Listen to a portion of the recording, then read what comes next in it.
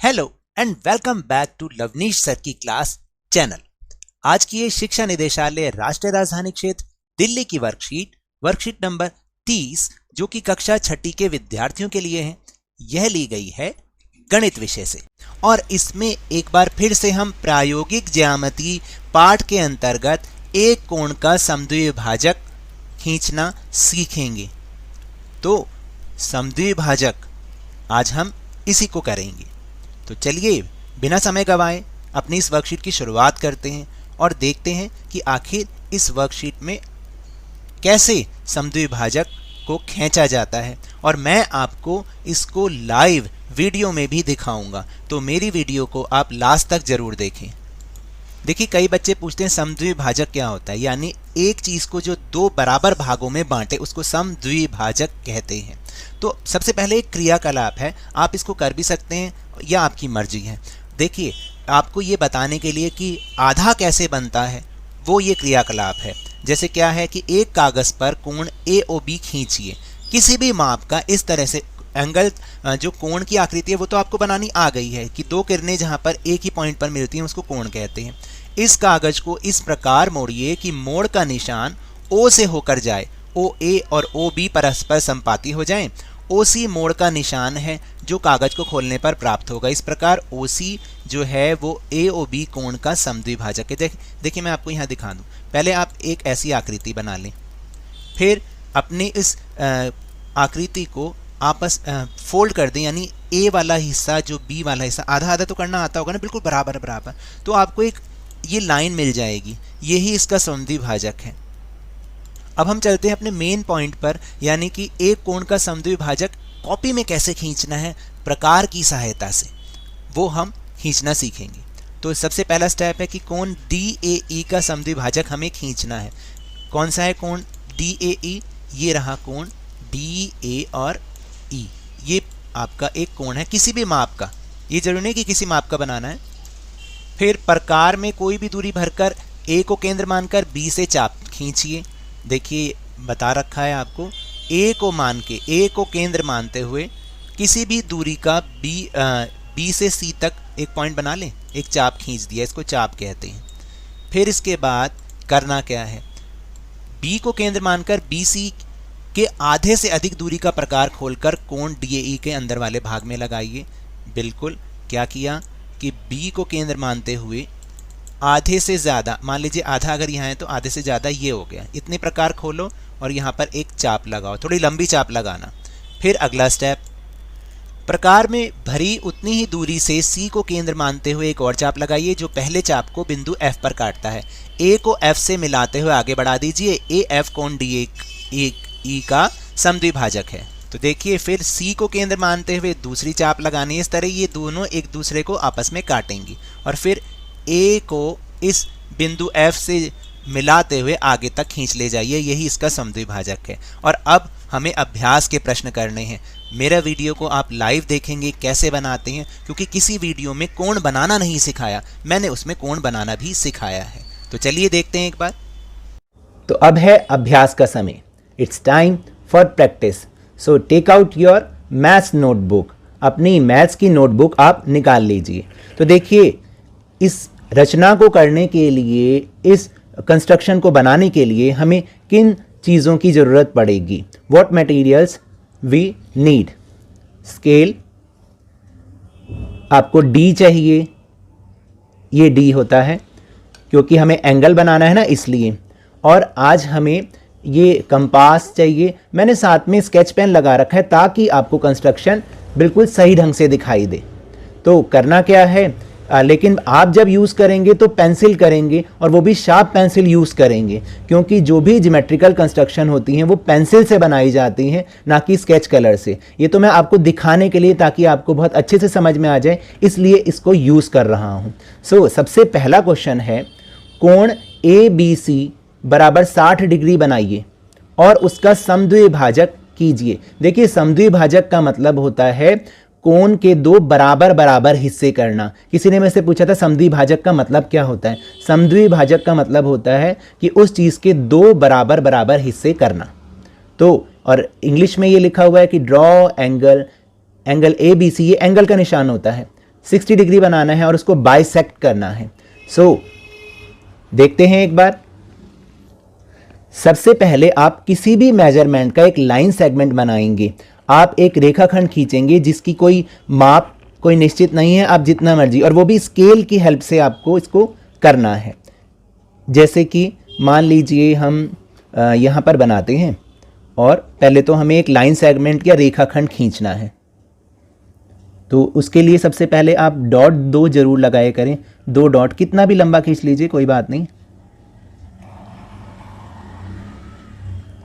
अब इसने बोला है कि एंगल बनाना है 60 डिग्री। ये आपको कोई भी किसी भी वीडियो में नहीं सिखाया जाएगा और ना ही आपकी वर्कशीट में दे रखा है कि एंगल कैसे बनाना है। तो सबसे पहले हमें एंगल बनाना सीखना होगा, कोण बनाना सीखना होगा कि 60 डिग्री का कोण कैसे बनाते हैं। तो पहले हमने एक रेखाखंड खींच लिया जिसको आप नाम दे सकते हैं।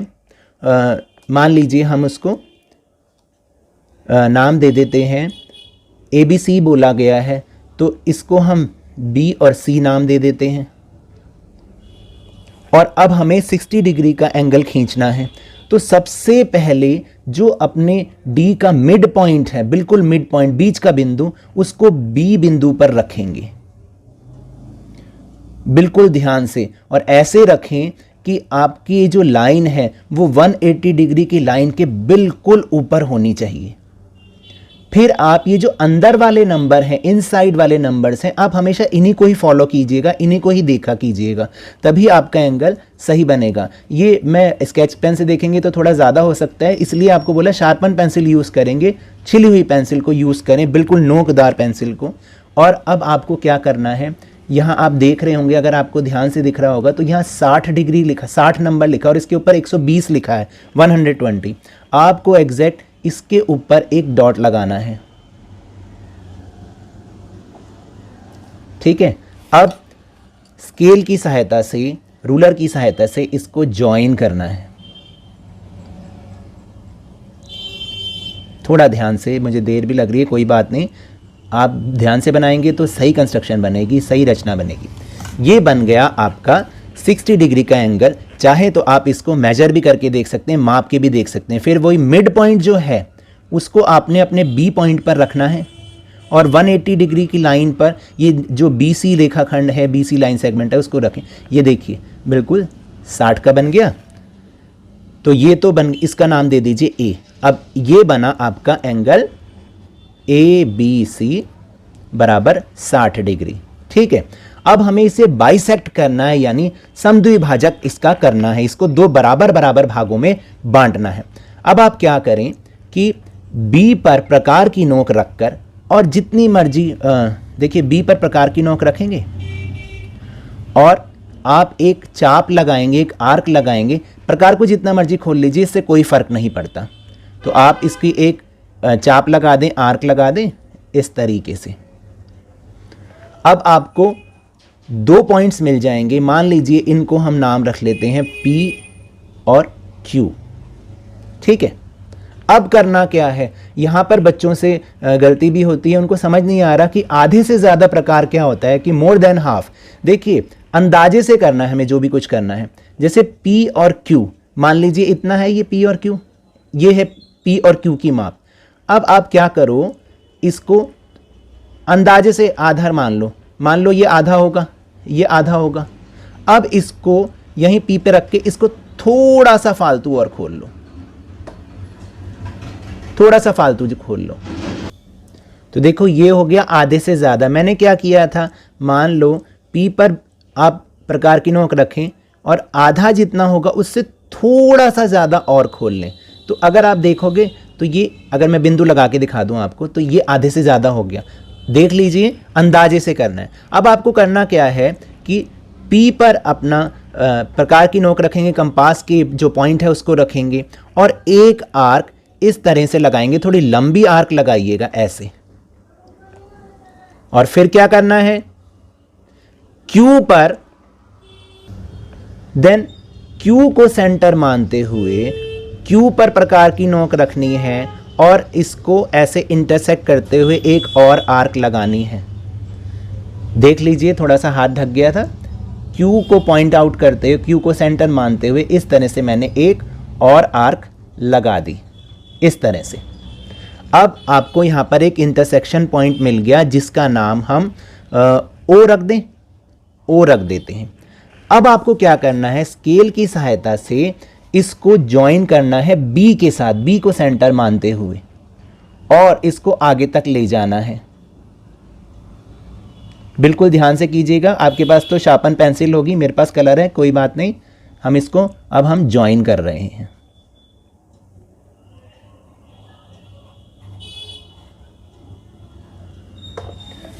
ये बन गया आपका एंगल बाइसेक्टर। और अगर आप इसको अपने डी की हेल्प से मेजर भी करके देखेंगे, माप के देखेंगे, तो ये 30 का बन गया, क्योंकि 60 का आधा कितना होता है, 30 होता है ना।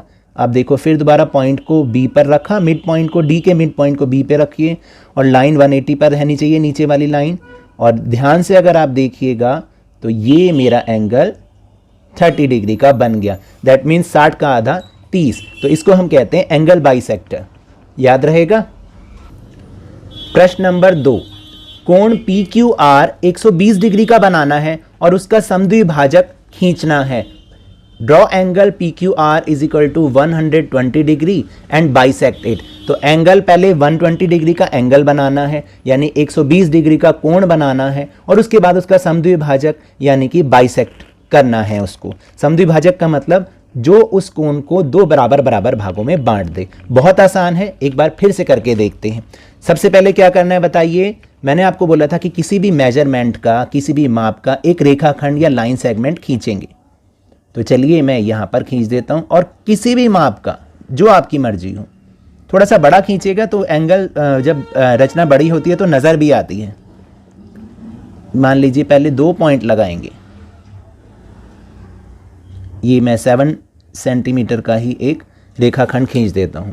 ये कहीं मेंशन नहीं है, मैंने अपने आप से खींचा है। अब क्या करना है, इसको हमने नाम देना है Q एंड R, क्योंकि PQR बनाना है ना, हम बोलते हैं इस तरीके से, Q और R, इसको नाम दे दिया। अब आपको Q को सेंटर मानते हुए, Q को केंद्र मानते हुए, जो D का मिड पॉइंट है उसको वहाँ पर सेट करना है, और इस तरह से सेट करना है कि जो QR वाली लाइन है वो 180 पर आनी चाहिए, 180 पर, 180 डिग्री पर आनी चाहिए, इस तरीके से। बहुत ध्यान दीजिएगा, एंगल बनाना, बहुत सही एंगल बनाना बहुत ज़रूरी है, तभी हम उसको बाइसेक्ट कर पाएंगे।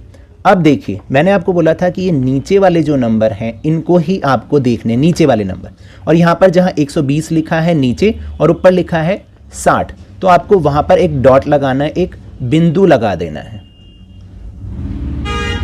और फिर आपको स्केल की सहायता से इसको मिलाना है, इसको ज्वाइन करना है। आप पॉइंटेड पेंसिल्स को ही यूज़ करेंगे प्लीज़, बार बार मैं बता रहा हूँ, ये तो आपको दिखाने के लिए मैंने इसको यूज़ किया है। और ये हमारा बन गया, इसको मान लीजिए हम कह देते हैं P। तो angle PQR is equal to 120 degree, degree बोलते हैं एंगल को, और इसको आप मेजर भी करके देख लो। अगर आप मेजर करके देखोगे तो ये एग्जैक्ट 120 डिग्री पर ही आ रहा है, इसका मतलब इसका मेजरमेंट बिल्कुल सही है। अब मैंने बताया था Q को आप सेंटर मानते हुए, Q को केंद्र मानते हुए करना क्या है, जितना, थोड़ा सा प्रकार खोल लीजिए, आपकी मर्जी है जितना मर्जी खोलें, और Q को सेंटर मान लें, प्रकार की नोक को यहाँ पर रख देंगे। जितना मर्जी खोल के आपको क्या करना है, QP, और इस तरह से ये आपको एक आर्क लगानी है, ठीक है। अब क्या करना है, ये मान लीजिए 2 पॉइंट बन गए आपके, इसको मैं बोल देता हूं AB। अब बारी आती है बाइसेक्ट करने की, क्योंकि आपने देखा कि इस तरह से मैंने ये लगाई थी आर्क, ठीक है। देख लेते हैं एक बार फिर से, ये मैंने आर्क लगाई, एक चाप लगाई। अब A और B तक, A और B की माप का प्रकार खोल दो जरा, ये लो, ये देखो, ये A और B के बीच की दूरी है, इसको आधे से ज्यादा करना। अभी तो ये पूरी है ना, तो फिर दोबारा से A पे पॉइंट करो और आधे से ज्यादा, मान लो ये हो गया आपका आधा, ये हो गया आधा, और इसको बस थोड़ा सा ज़्यादा और खोलो ऐसे पकड़ के, ये मैं पॉइंट लगा देता हूँ, ये यहाँ तक खोलोगे तो ये हो गया आधे से ज़्यादा। अब आपको करना क्या है, बताया था आपको, ए को सेंटर मानते हुए, ए को केंद्र मानते हुए एक चाप लगानी है, एक आर्क लगानी है। फिर बी को सेंटर मानते हुए एक दूसरी चाप जो इनको आपस में इंटरसेक्ट करती है, एक दूसरे को काटती हैं। देखो ये पॉइंट आ गया, जो बीच का बिंदु आया इसको मैं मान लेता हूं सी।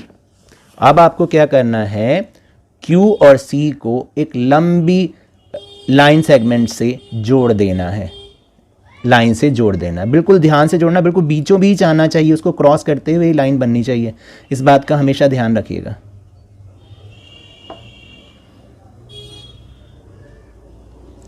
देखो ये है आपका एंगल बाइसेक्टर यानी समद्विभाजक, और इसको आप नाप के भी देखो तो 120 का आधा कितना होता है, 60 डिग्री होना चाहिए ना, 120 का आधा 60 डिग्री होना चाहिए। तो देखते हैं एक बार, फिर डी के मिड पॉइंट को क्यू पे रखा, और आप ध्यान से अगर देखेंगे तो ये हमारा 60 डिग्री का बन जाएगा, बन गया 60 डिग्री एग्जैक्ट, बिल्कुल सही। तो ये इसको कहते हैं एंगल बाइसेक्टर। इस तरह से आपको अपने दोनों रचनाओं को, दोनों कंस्ट्रक्शन को करना है।